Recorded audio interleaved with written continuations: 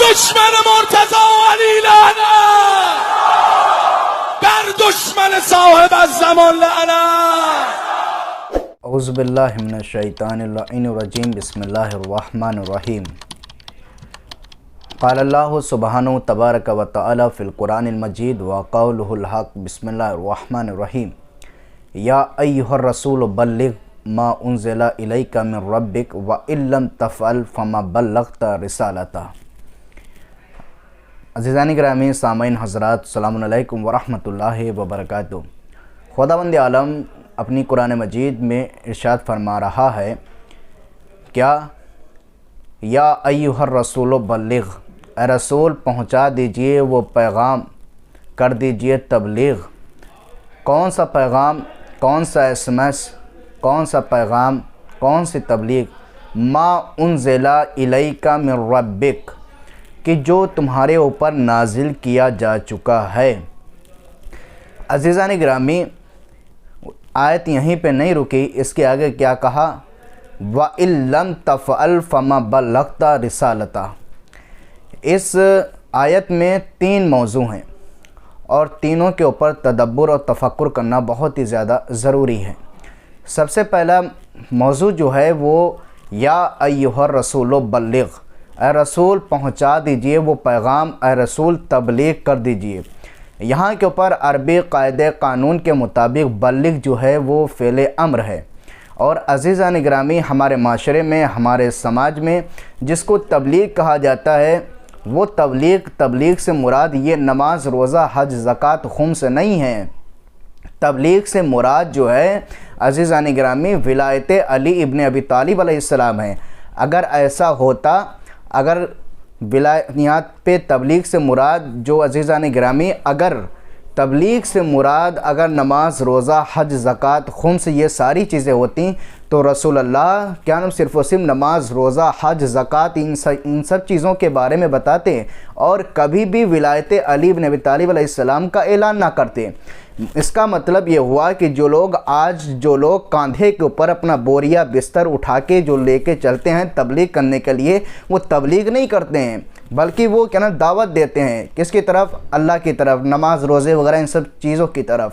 ورنہ تبلیغ سے مراد یہ نہیں ہے. تبلیغ سے مراد نبی نے خود فرمایا، نبی نے خود اس چیز کو کر رہے ہیں. کیا؟ تبلیغ سے مراد ولایت علی بن ابی طالب علیہ السلام ہے. ایک موضوع یہ ہوا. دوسرا موضوع قرآن مجید کی اسی آیت میں آگے چل کے خداوند عالم کہہ رہا ہے وَمَا أُنزِلَ إِلَيْكَ مِن رَبِّكَ، اور جو تمہارے اوپر نازل کیا جا چکا ہے. عزیزان گرامی عربی قاعدہ قانون کے مطابق انزلہ جو ہے وہ مجہول کا صیغہ ہے، یعنی یہاں کے اوپر یہ کہ جو تمہارے اوپر پہلے سے بھی نازل کیا جا چکا ہے، یعنی جو تم کو پہلے بتایا جا چکا ہے. یہاں کے اوپر عزیزان گرامی ذرا غور کریں، تدبر کریں، تفکر کریں، سوچیں. کیا کہ ولایت علی ابن ابی طالب علیہ السلام جو ہے وہ صرف و صرف ایک دفعہ کے لیے نہیں کہا گیا کہ کیا نام ایک ہی دفعہ. اگر ایسا ہوتا تو پھر قرآن مجید میں ما انزلہ یہ انزلہ جو لفظ انزلہ جو ہے پھر یہ خداوند عالم قرآن مجید میں کہتا ہی نہیں. اس لیے انزلہ یعنی جو کئی بار تم کو بتایا جا چکا ہے، کئی بار کہا جا چکا ہے، آپ اس چیز کو کریے، کئی بار اس کو نازل کیا جا چکا ہے. اس کا مطلب یہ ہوا کہ ولایت علی کا اعلان جو ہے وہ صرف ایک مرتبہ نہیں ہوا ہے بلکہ کئی دفعہ ہوا ہے. ایک دعوت ذوالعشیرہ میں ہوا ہے اور کئی متعدد جگہ کے اوپر جو کیا گیا ہے ولایت علی کا اعلان. کیا؟ جب نبی نے کہا کہ کون ہے جو میری مدد کرے، کون ہے جو میری نصرت کرے، وہ میرا کہنا ولی ہوگا، جانشین ہوگا، خلیفہ ہوگا، تو کوئی بھی اٹھتا. یہ تو علی اعلان تھا، یہ تو صرف مخصوص علی کے لیے نہیں تھا نا. اگر ایسا ہوتا تو کیا نام اگر علی کے لیے مخصوص ہوتا تو پہلی دفعہ میں ہی جیسے ہی مولا کائنات علی بن ابی طالب علیہ السلام کھڑے ہوئے تھے ویسے ہی فوراً رسول اعلان کر دیتے. نہیں، بلکہ 3 دفعہ بٹھایا. 3 دفعہ بٹھانا اس چیز کے اوپر دلالت کرتا ہے کہ کیا نام یہ یہاں کے اوپر نصرت اور مدد صرف و صرف علی ابن ابی طالب علیہ السلام سے مخصوص نہیں تھی. نبی کا لفظ جو تھا وہ یہ تھا کہ کوئی بھی جو بھی شخص میرے اس کام میں میرا ہاتھ بٹائے گا وہ میرا وصی ہوگا، جانشین ہوگا، خلیفہ ہوگا. اس کا مطلب یہ ہے کہ صرف و صرف علی ابن ابی طالب علیہ السلام کے لیے قید نہیں تھی، یہ لفظ عام تھا۔ اب یہ لوگ کیوں کہتے ہیں کہ نا وہ تو علی کھڑے ہوئے تھے؟ نہیں عزیزان گرامی، رسول نے کئی بار 3 دفعہ علی کو بٹھایا، کوئی اور تو کھڑا ہوتا، مجھے دکھائیے ذرا تاریخ میں کہ کوئی اور فلاں شخص بھی کھڑا ہوا، اس نے کہا کہ یا رسول اللہ میں آپ کے اس کام میں آپ کی نصرت کروں گا، آپ کی مدد کروں گا، کوئی کھڑا ہوتا؟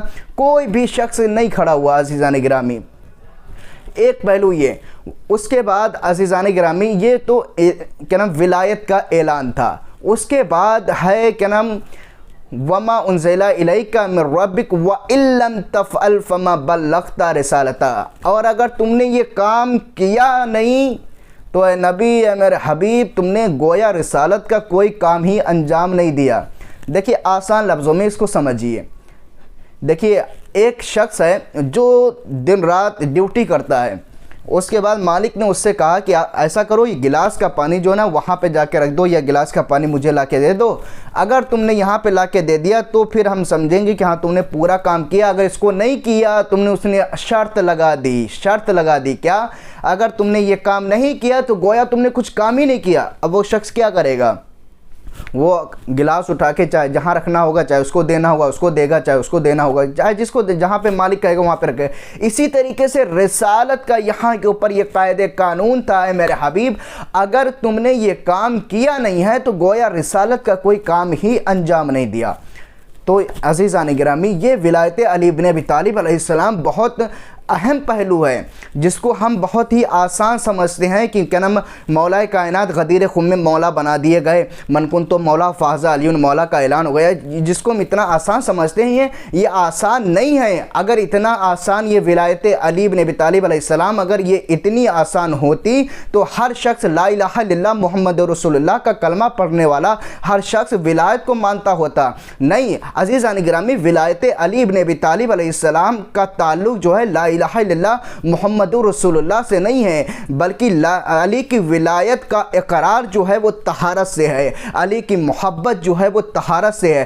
علی سے صرف و صرف محبت وہی کرے گا جو حلال زادہ ہوگا، علی کی ولایت کو وہی ایکسیپٹ کرے گا، وہی قبول کرے گا جو حلال زادہ ہوگا۔ صرف و صرف ہم کیا سمجھتے ہیں کہ ہم ولایت علی بن ابی طالب علیہ السلام بہت ہی آسان پہلو ہے؟ نہیں عزیزان گرامی، ولایت علی بن ابی طالب علیہ السلام بہت آسان پہلو نہیں ہے، بہت ہی مشکل ایک پہلو ہے ولایت علی بن ابی طالب علیہ السلام، کیونکہ ولایت علی بن ابی طالب علیہ السلام الحمدللہ خدا کا جتنا شکر ادا کیا جائے اتنا کم ہے۔ یہ جو ہم تک ولایت علی بن ابی طالب علیہ السلام جو ہم تک پہنچی ہے، ہم کو چاہیے خدا کا شکر ادا کریں، ورنہ لا الہ الا اللہ محمد رسول اللہ کا کلمہ پڑھنے والے ہر شخص کو چاہیے تھا کہ ولایت علی کا اقرار کرتا، لیکن نہیں کیا۔ کیوں؟ کیونکہ ولایت علی ہر کسی سے ہضم نہیں ہو سکتی، ولایت علی بن ابی طالب علیہ السلام ہر ایک کے گلے کے نیچے نہیں اتر سکتی عزیزان گرامی۔ اس لیے ولایت علی بن ابی طالب علیہ السلام کو مہم سمجھیں، خدا کا شکر ادا کریں کہ اس نے ہم کو مولا غدیر خم میں عطا کیا ہے۔ اور عزیزان گرامی، ابھی یہ ذی الحجہ کا مہینہ چل رہا ہے، ذی الحجہ کے مہینے میں ہر کوئی شخص محرم کی تیاری کر رہا ہے۔ نہیں عزیزان گرامی، اس مہینے میں کیا نام ابھی غدیر سے پہلے ہم کو چاہیے محرم کی تیاری نہ کریں، بلکہ غدیر سے پہلے ہم کو چاہیے کہ ہم غدیر کی تیاری کریں۔ کیوں؟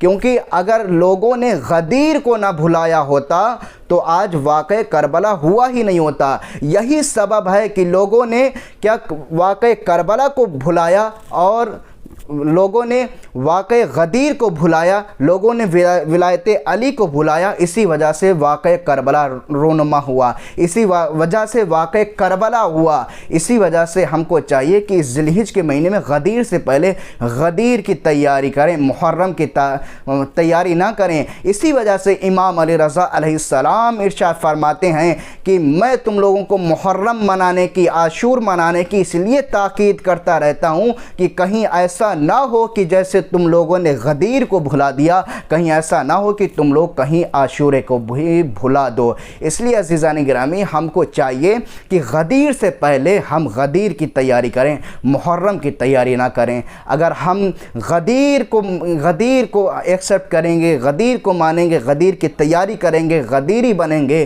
تو عزیزان گرامی تو ہمارے اندر محرم عاشورہ خود بخود ایک پیدا ہو جائے گا، ہمارے اندر خود بخود ایک عزادار پیدا ہو جائے گا، ہمارے اندر خود بخود ایک مختار پیدا ہو جائے گا، تو ہم کو چاہیے کہ ہم غدیر کی تیاری کریں۔ فقط والسلام ورحمۃ اللہ وبرکاتہ مومنین۔